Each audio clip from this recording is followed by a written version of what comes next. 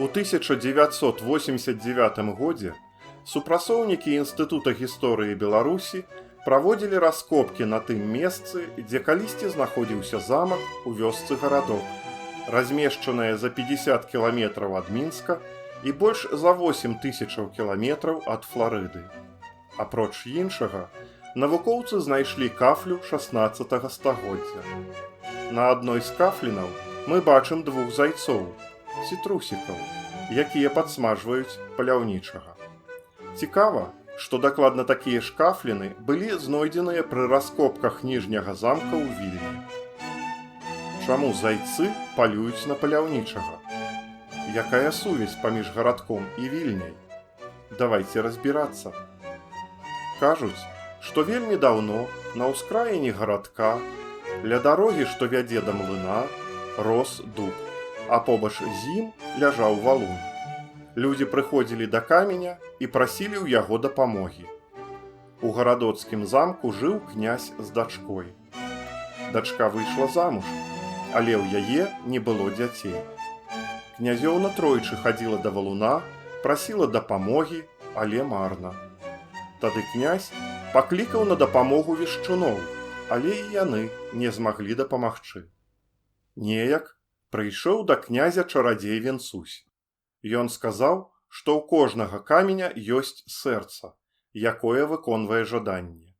Для гэтага трэба спілаваць дуб, абкласці валун дровамі і паліць яго 3 дні. Так і зрабілі. На 4-й дзень камень раскалоўся. Сярод аскепкаў ляжала сэрца каменя.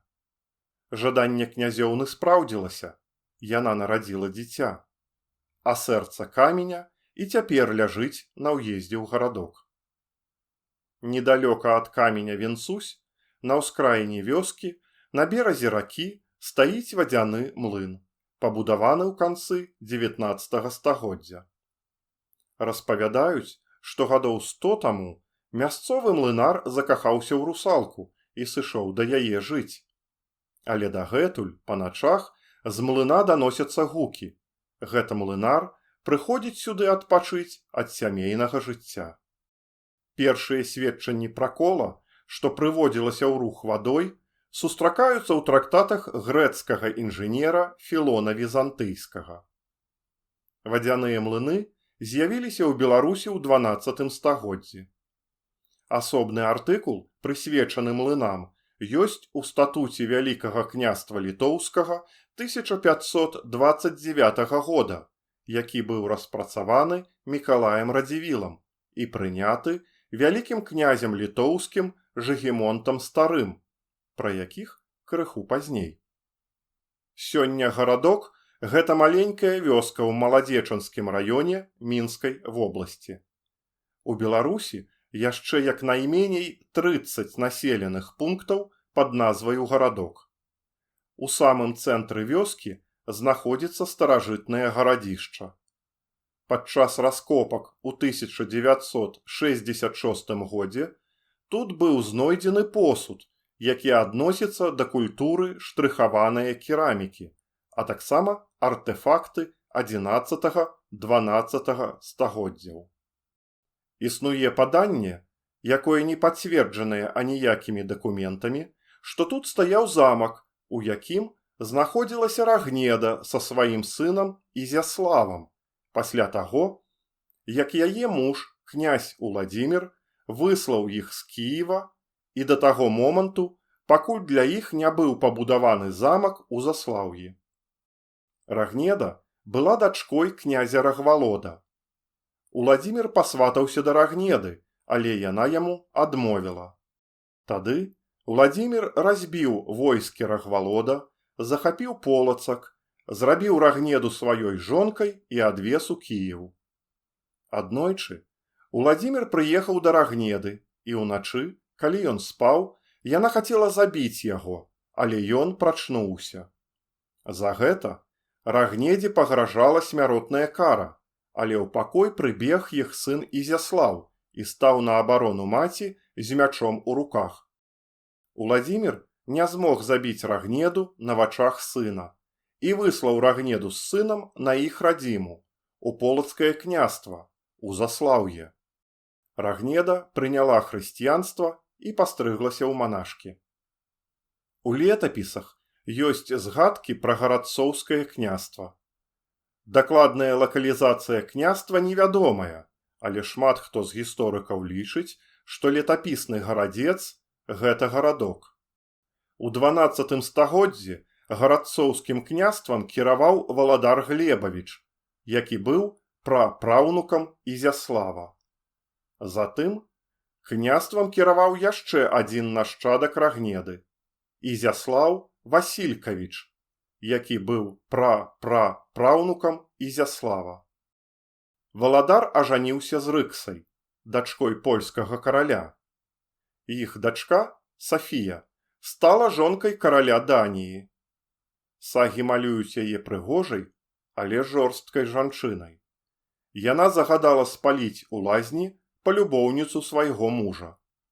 Пасля смерці мужа яна выйшла замуж за ландграфа Цюрынгіі, які быў маладзейшы за яе на 10 гадоў, але потым развялася з ім і вярнулася ў Данію. Вось такая Санта-Барбара, а мы вяртаемся ў гарадок. У 1495 годзе вялікі князь літоўскі Аляксандр Ягелончык падарыў гарадок Мікалаю Радзівілу. Сын Мікалая, Ян, валодаў гарадком у сярэдзіне 16 стагоддзя. У гэты час мястэчка называлася Пячкоўскі гарадок. Ян Радзівіл рэканструяваў замак і зрабіў яго сваёй галоўнай рэзідэнцыяй.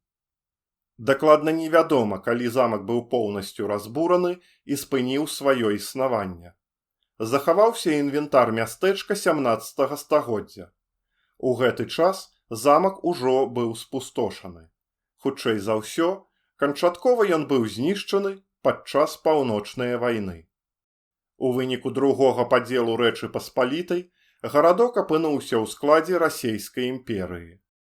У 1863 годзе Каміла, дачка Вінцэнта Дуніна Марцінкевіча, стварыла ў гарадку школу для дзяцей беднаты. Каміла ўдзельнічала ў паўстанні 1863 года. Яна здабывала зброю. Камілу арыштавалі і пасадзілі ў Пішчалаўскі замак. Падставай быў данос расейскага салдата, да якога Каміла звярнулася з просьбай прадаць зброю. Каміла спакушала і схіляла да перадачы зброі. З вакна сваёй камеры яна кінула пад ногі паўстанцу, якога вялі на смяротную кару, кветкі. Мінскія ўлады выслалі Камілу ў Салікамск у Пермскім краі. Яна атрымала дазвол вярнуцца на радзіму толькі ў 80-х гадах.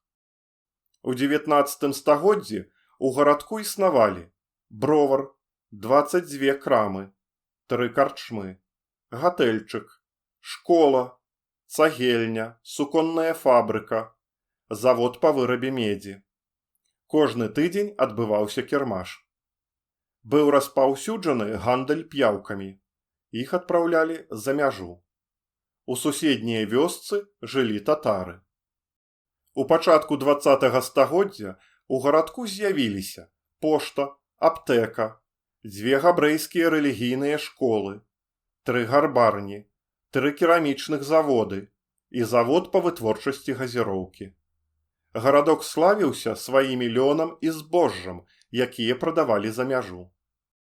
З канца 19 стагоддзя да 1942 года большую частку насельніцтва мястэчка складалі габрэі.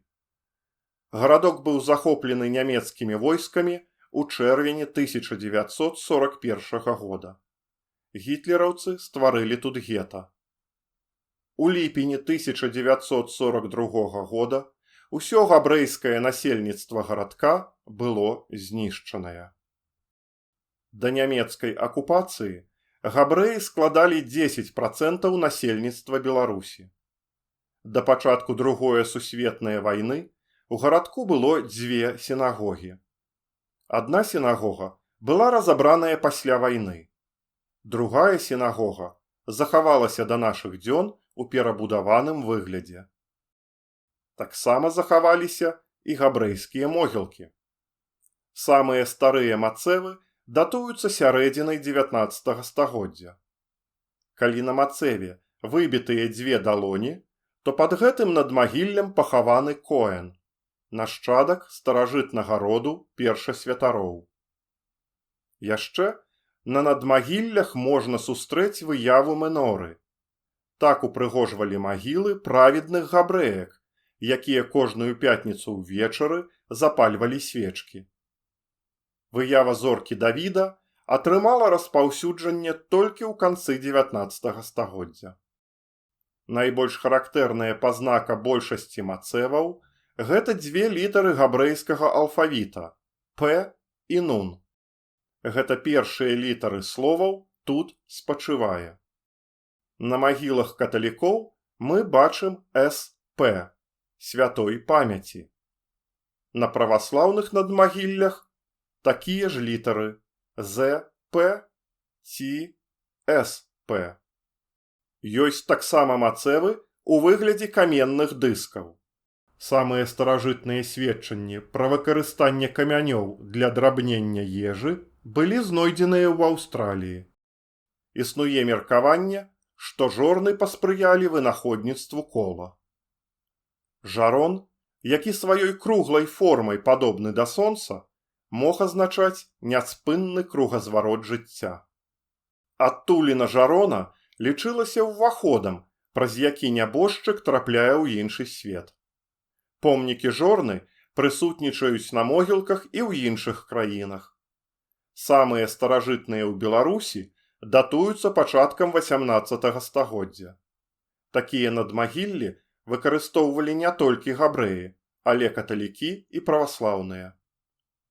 У 1865 годзе пажар знішчыў усе будынкі ў гарадку, у тым ліку і царкву. Вырашылі людзі пабудаваць новую царкву з валуноў. З усёй акругі сталі прывозіць у гарадок камяні. Даведаліся пра гэта чэрці і вырашылі перашкодзіць людзям.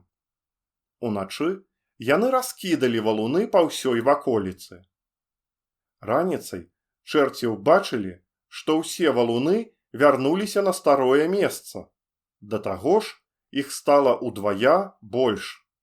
Ноччу чэрці зноў раскідалі камяні. І зноў, раніцой, камяні былі на старым месцы. Чэрці зразумелі, што ваяваць супраць Бога бессэнсоўна.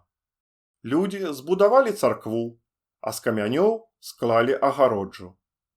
Цяперашні цагляны храм быў пабудаваны ў 1874 годзе на тым жа месцы, дзе быў і ранейшы.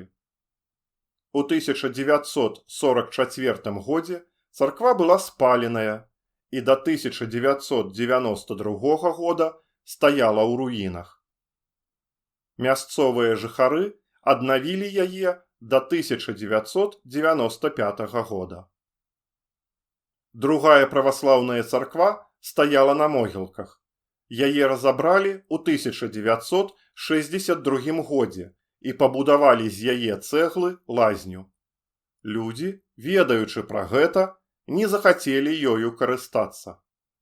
Гэтая лазня шмат гадоў стаяла закінутая, а потым яе разабралі. У 1929 годзе у гарадку быў пабудаваны касцёл. У 1944 годзе ён быў спалены і разбураны. Цяпер на тым месцы, дзе ён знаходзіўся, стаіць крыж. Новы касцёл святога Казіміра быў пабудаваны ў 2004 годзе. Працэдурай кананізацыі Казіміра, святога заступніка Беларусі, займаўся Войцех Радзівіл. Але пра яго мы яшчэ распавядзем. Мы так захапіліся расповедам пра гісторыю гарадка, што зусім забыліся на кафлю 16 стагоддзя, знойдзеную тут у часе раскопак. Што ж, рэнесансавы дэтэктыў з удзелам трусікаў-забойцаў і ракавых зайцоў у гарадку ды Вільні глядзіце ў другой частцы нашага відэаапавядання.